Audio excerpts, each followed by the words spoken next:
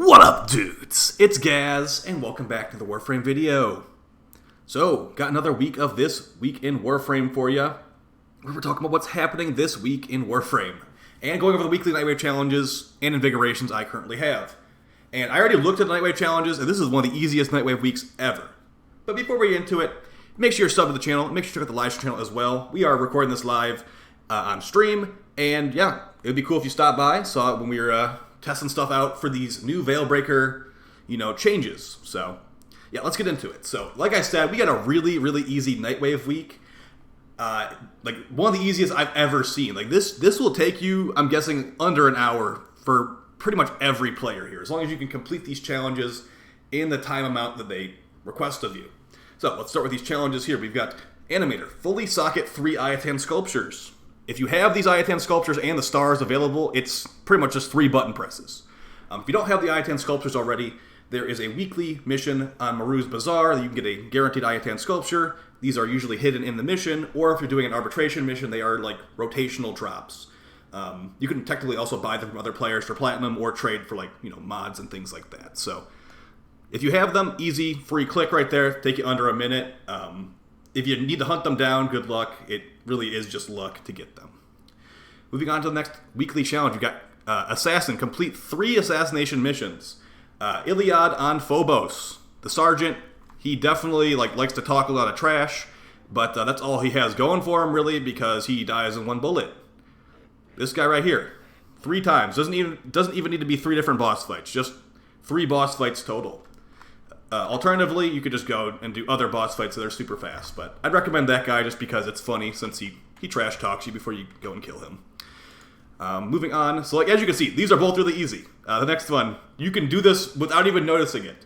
Bloodthirsty, kill 20 enemies in 5 seconds. So if you're using the AoE weapons that I've been recommending for a while here, that's pretty much 1 or 2 shots. It doesn't even need to be from a weapon. You can use a ability from a frame, like Mesa, Equinox, Saren, all that good stuff is going to work here as long as you are having enough enemies to kill in 5 seconds. So, as you can see, we're getting these all done basically instantly. I think every Nightwave week should be like this. Going along with the good challenges, we've got Eliminator, complete 3 exterminate missions. You could honestly just get these 2 done at the same time. Use your Kuva Brahma to blast enemies away, and do that in exterminate mission. Completing 3 of these will complete this challenge. Another one that won't take very long. This one might take a little bit longer, but not really. Unlock Dragon Vaults on Deimos. If you've never done this before, basically make sure you're in a clan, go to your clan dojo, and I believe it's the Orican Lab will have these dragon keys. Then you go to Deimos, the planet, and it's on the non-open world missions are going to have these Dragon Vaults hidden inside of them. In the spawn areas, all the rooms will have them. You can do it in a squad to have people help you find the room, but either way, you equip those Dragon Vaults and you go and open the vault, and it will give you a corrupted mod, which has usually pretty good stats. So do that 3 or 4 times, and there you go. That challenge is getting progressed. You can even equip all 4 of the Dragon Keys. There's 4 different ones. You can equip them all 4 at once. It will only progress the challenge one notch at a time, but you technically have them all equipped, and you can solo it if you can handle all the debuffs. Moving on to the first Elite Weekly. These Elite Weeklies are seriously easy mode. If you want an easy week to sign in, just sign in this week and you'll get all this Nightwave stuff done near instantly. But yeah, this is technically an Elite Weekly, and we've got complete or open a relic of each tier. So Lith, Meso, Neo, Axii. There technically are Requiem relics. So this one's not counting Requiem relics of each tier. But basically, Lith is the low-level missions. Meso is the still lower level, but upper lower level. Neo is getting into higher level technically, and then Axii is the highest level non-Requiem fissure there is. So if you have each of those relics, you can get this done in 4 missions, because you usually can't open relics of different types in the same mission. And I say usually because you're not supposed to. Moving on to the last one here, another basically instant Elite Weekly. We've got Price of Freedom. Free 1 captured Solaris using a Granum Crown. I'm actually just going to use DE's in-game description how to do that. Enter any Corpus ship to find a captured Solaris, and Granum Crowns come from Treasurers when defeated. Treasurers are those annoying Corpus guys that spawn in and say a voice line, then run around, go invisible, have high shields, things like that. Not really hard to kill if you have good weapons, but yeah, you can honestly kill any tier of them. It does not need to be the high-level one for this. So why it's an Elite Weekly is surprising to me, but I'll take it. So all this stuff can get done in realistically, I'd say an hour, since this requires 3 mission completions, 4 mission completions, however fast you can do those, that's going to be your bottleneck. This is also technically 4 mission completions here too, but really not anything bad. And the Nightwave Store this week is kind of reflective of that. A lot of this stuff is not the best, but remember, we have Veilbreaker changes coming in September at some point, probably the next 2 weeks. As far as this week in Warframe, I'm not expecting Veilbreaker to come out this week, although it technically will, we will start being in September this week. But yeah, we get evergreen stuff at the top. We got helmets, Lavos helmets. We got one of the Protea helmets. Protea does have 2 different alternate helmets, so this is one of the choices. Also, make sure you're checking out these crafting requirements. Some of them require Nightane, some of them don't. My favorite Nora's helmet, for example, is here, available for Nightwave creds, but it requires Nightane to build it. But if you think about it, if I use this 5 Nightane, I don't need to buy it for Platinum or whatever. So it's up to you. Gyre's alternate helmet, the newest frame Gyre, currently has her alternate helmet available here, and the crafting requirements for it. It is a Nightane helmet, and it requires some Zeramon resources, so they aren't exactly giving it to you for free if you just bought Gyre and didn't get her helmet, so you need some Nightane and Thrax Plasm for that. So good luck with that one. The rest of this stuff, we've got... so as far as aura mods this week, some of the changes in Veilbreaker that we know about, they're going to be changing ammo in lots of ways, it seems.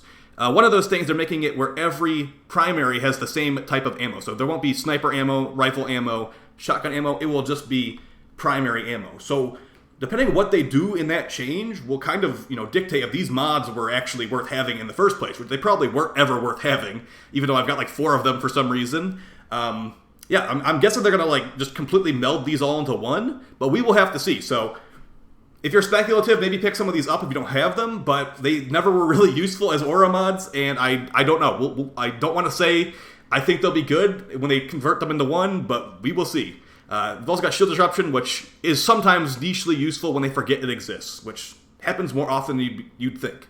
But yeah, we've also got Prism Guard down here for the Conclave mods, a really good one. Recommend having it in your inventory, so pick that one up. Recharge Barrier. Volt is getting some buffs and changes, so maybe worth having just to test out once Volt gets changed. And then Purifying Flames for Ember. It's her helmet ability, technically, so you could try that out if you wanted. And then for Nightwave, MR fodder, we've got the normal Glaive, the Heat Sword, Heat Dagger Blueprint, and Dark Sword Blueprint. Nothing too crazy right there. Alright, so that's going to be it for the Nightwave challenges. Teshin has 30,000 Endo for 150 Steel Essence. And let's go look at those Invigorations and hope that we have something better than last week. We had a really good Invigoration last week, but it was for Caliban, one of my least played frames, which we'll probably have a video on soon. I'm already seeing that we have a Mesa Invigoration here, so I'm hoping that's the good one this week. I've noticed I usually have 1 good ability stats Invigoration per week, and then 1 good weapon, crit chance buff per week, and then the other one's a utility one that usually is pretty bad with jump resets. I'm also been progressing my Invigoration override here. Let's see what we got. Alright, starting with Frost. So here's what I was talking. We have a crit chance one. 200% secondary crit chance on Frost and 5 jump resets. Not really my favorite. Moving on to Gara, we've got a secondary damage and reload speed Invigoration for Gara. I just got a new Pyrana Prime Ribbon, so maybe it would be good at that, but yeah, not looking too hot, and I'm really hoping this Mesa one is strong. Show me the money, come on. Oh no, it's terrible for Mesa. Some of the most useless stats you can get on Mesa. We've got primary damage and 1,000 armor, so that was a giant dud. I really wish we got the crit chance one from that Frost had on Mesa, but we've got primary damage and increased armor. Mesa has built-in damage reduction. Her 4th ability are pistols, not primaries, and this is just sad to look at, honestly. So I'm gonna get that off my screen. But yeah, I'm working on new builds for Veilbreaker. We'll have lots of videos coming out next couple of days, and yeah, this week is at least we have an easy Nightwave week for completion's sake. As far as news, we'll probably have the return of DE's primetime streams and community streams, all that stuff. But don't expect Veilbreaker to come out this week, unfortunately. I'm excited for it, just like you are. And you bet I'll be reporting on it every step of the way. And yeah, all the build videos and stuff will be continuing as well. I'll see you guys next time. Peace.